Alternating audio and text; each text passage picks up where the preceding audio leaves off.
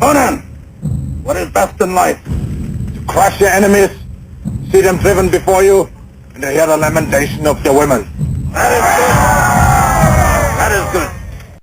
Hello, welcome to Omaha Warrior. This will be round 2 of the Bugeater GT. My opponent here is Adam from a Outlanders Gaming Guild in Western Omaha.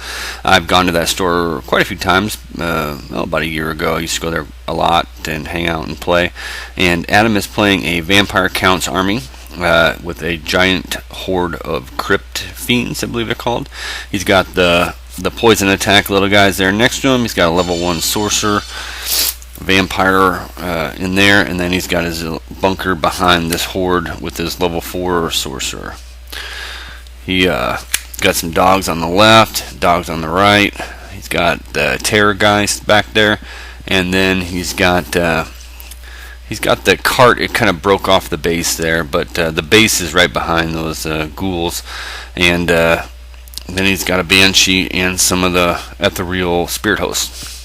I do not have a whole lot of magic attacks in my army, so my deployment here is some trolls, wolf chariot, my black works, and then I think another chariot there. That thing is passable, but the rock is impassable.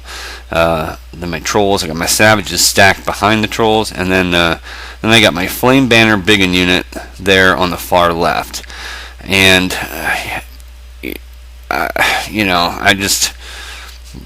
that's really my biggest hope here, is to get that flame banner. And my opponent was really good at dropping stuff until my flame banner was down, and I wasn't too careful about protecting my deployment, and it kind of cost me, where his biggest threat unit is clear on the other side of the board. The spell I rolled up is the big template Bad Moon, so I kept that because armor piercing won't do me any good. So orcs here, I haven't even moved yet. It's just another picture of my battle line. But yeah, so I got my goblin in that chariot on the far right, and I'm hoping to get him up around the corner and start hurling balls of death at my opponent, and choosing the initiative as the characteristic and stripping models off the board like crazy. So here's just another picture of his deployment a little closer. It's pretty compact. Yeah, those crypt guys in a big horde is basically trolls without the stupidity problem and poison attacks.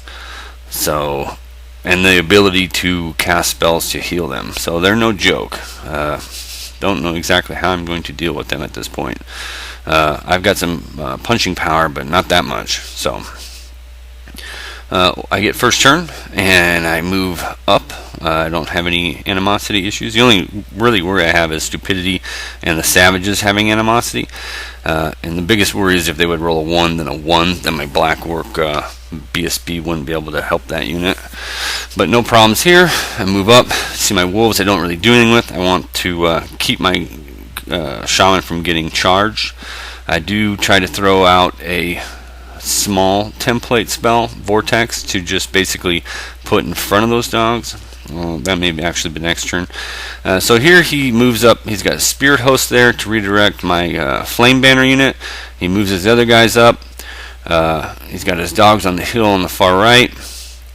And so these spirit hosts, I know I can pop them with combat resolution, but I'm telling you, when you don't play a regular army all the time like I do, and I change my list constantly, I was afraid to charge that spirit host for fear that I would overrun and be in a bad position. And they're not savage orcs. I usually run a savage orc horde, so I'm way too cautious. Also on his magic phase, but I did that several times in my own head, where I thought, well, if I overrun, where will I be? That's why I made these guys big uns, so I wouldn't have that problem. That's what happens when you're stupid and not paying attention. But he does create a unit of ghouls there, or not ghouls, but zombies. I let him make them. Obviously, I don't know how he's going to face them. I was more concerned, I think, about some other spells he may have. like curse and whatnot. So he ends up forming them a little bit differently right after I took the picture, because right there he's giving me a flank of that unit, and I love that because I could overrun, and I don't care if I'd be in the middle of that entire thing. But the spirit host is actually in the way from a wheel after he reforms them, and so I just kill them with the trolls, and I touch them with the thing, but I don't overrun here, and I should have overran because I would have easily been into the spirit host, and I don't care if I would have been facing to the left because I would have been out of the charge arc or the big meanies. And the other guys I'm not too worried about. Yeah, they can throw out some damage, especially if you get some spells up, but in hindsight it would have been worth the risk. That's where I'm at. My trolls do charge the dogs on the far right. My original intention was that my trolls would hit those dogs, and then I would just overrun with them, and I could have clipped that Terrorgeist and just kind of locked it up there in a couple round combat. He couldn't thunderstomp me. I mean, he could scream on me, and that's really where I changed my mind all of a sudden, because he could scream on me and he'd be out of range of my leadership. I probably should have just went ahead and did it, because when I got my 4-up regen against that scream. So at the last second I decided to just reform them and just give them up to those big meanies. Basically I'm forcing him to charge, and he can't leave him hanging out on the flank there. If he charges my black orcs, those guys would have a flank, so he's gonna have to take him on. I'm sacrificing 210 points for the time to try to get my flame banner into play. In all reality, I should have just stayed back and let him chaff me up with his dogs. Probably his dogs would have gotten in the way. But anyway, so there's a charge. He charges into the trolls, and he's to add insult to injury. He throws a buff on there to reroll to hit. So that is a lot of poison attacks, re-rolling to hit, looking for 6s, and he can only make so many regen saves on that. I'm just, like I said, I'm sacrificing the trolls for time, and if anything, who knows, maybe I can make a snake eyes roll. It's not good generaling if you're hoping for snake eyes rolls, but that's that. He also moves that Terrorgeist up and screams on the trolls for good measure. Yeah, he does not take any chances. He throws the buff up, screams on them, kills a few with the scream, and so in the middle, it doesn't really do much. It just kind of moves that spirit host up. Obviously the orcs are going to have to take out that spirit host, and the other spirit host is keeping those trolls from getting into the flank of his other unit. So it makes quick work of those trolls, and he reforms like that. So I don't have a whole lot of options here.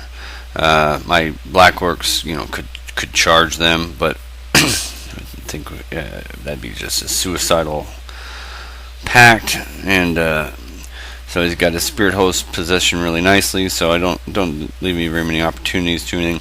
So I go ahead and I charge my trolls into the ghouls and try to just grind them down. Take care of that spirit host on the left by charging it.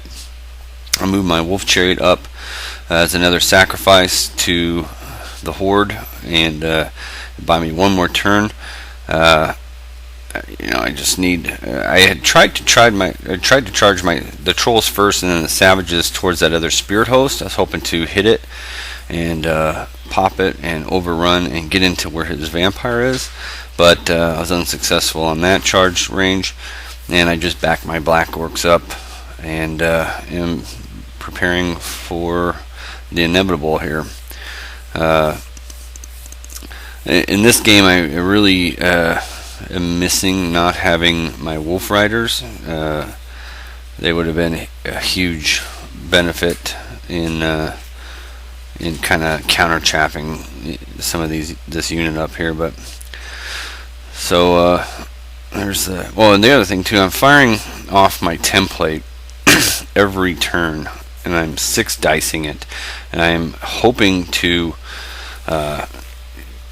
get that spell off and fire it through these ghouls, and I'll kill a lot of them into the bunker back there, but I can't get it off for 5 turns. I can't get it off.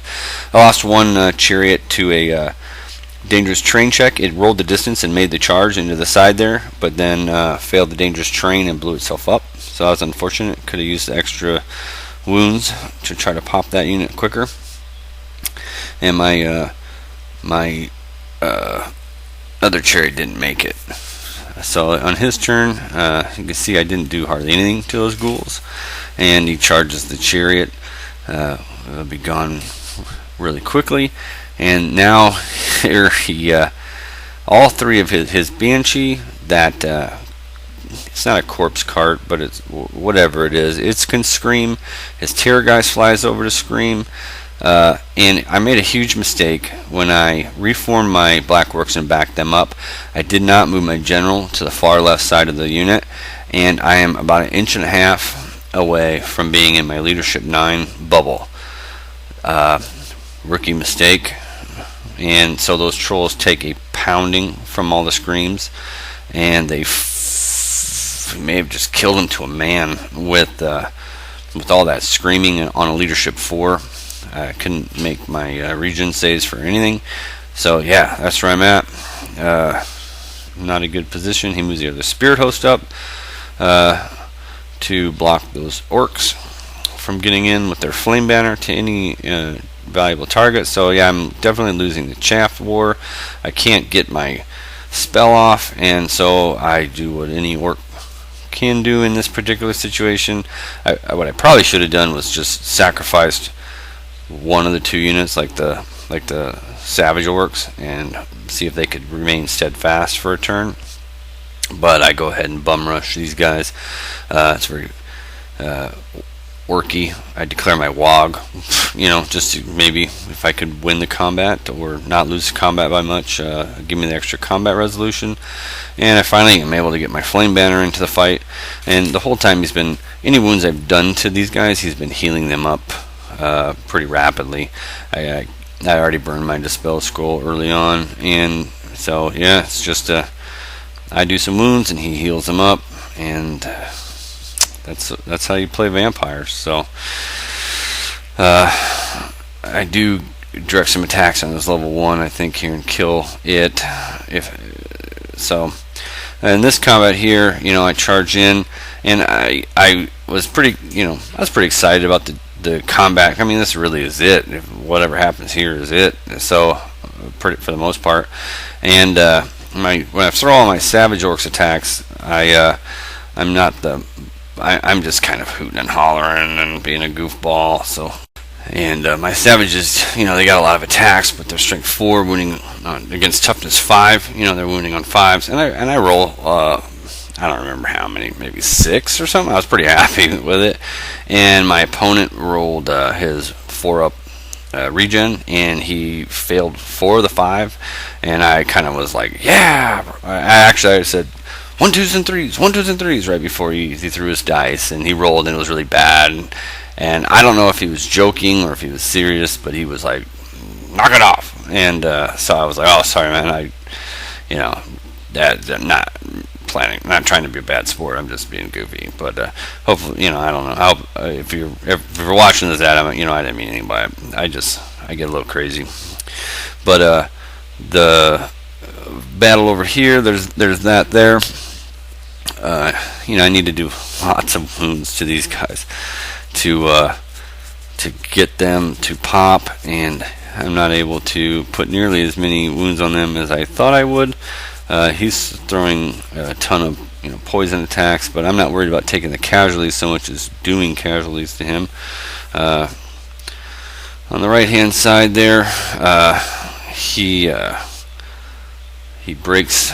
Actually, I didn't lose by an awful ton with the wog up, and I'm not steadfast on either unit, I don't believe, or if I was, I rolled poorly. Because you can see my black orcs broke. I rolled my savages first, and they passed. Yeah, I was steadfast, and I failed a leadership 9 rerollable. So that that's bad. I was using great weapons on the black orcs. So that's up to the savages. Well, actually, it would have been on the second round of combat on his turn, because It had to have been, because I do rally my black orcs, I believe. I don't remember when it happened. Obviously I failed, and he's healing these guys on his turn. I'm not getting those guys ground down like I should in the middle. My chariot is still trying to cast spells, and it's not happening. Finally, I'm able to get those guys down to almost dead, but they're obviously not. So now my flame banner unit is screwed because he's got the flank on me, and my savages broke on my turn. So he's able to reform. Yeah, because I rallied the black orcs. He's able to reform, and my flank is there.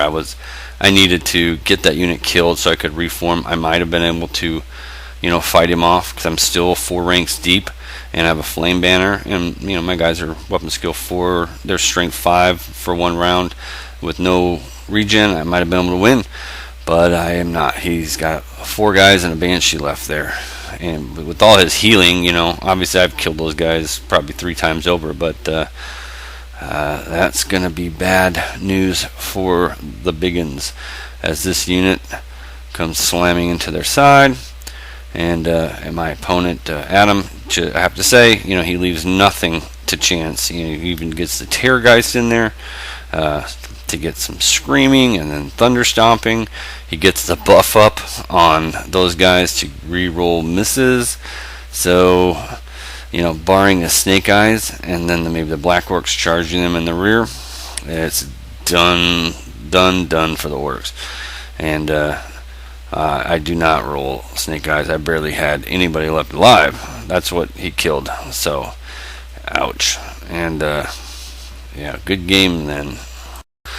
At this point, I break. I flee away from those fiends. I think it takes them either out of or too far from my black orcs to even charge around that. So I end up losing this game 20-0. I don't even score the points for that unit that I almost have dead there. I missed my chaff in this game quite a bit. I was going to put the flame banner on the black orcs. I'm sure he would have deployed differently, but there's always a risk doing that, in that if you run into a 2-up ward against flaming character, it leave my black orc screwed. So, although I guess in hindsight I'd have that my general, his magical axe, wouldn't be affected by the flame, so I'd still have an answer to some things. But anyway, kind of good deployment on my opponent's part, and good play. Great use of his chaff. Great use of knowing what he needed to do and getting it done. I have to say that Adam ended up winning best general of the entire 2-day event, with the most battle points acquired. So we both came into this game 14-6, and I think he only gave up 4 more points for the remaining games. So he knows how to play these guys, and he did a good job. So congratulations to him, and thank you for watching. Feel free to leave any comments. I'll be happy to reply to them, and I'll try to get the next report up tomorrow. Thanks.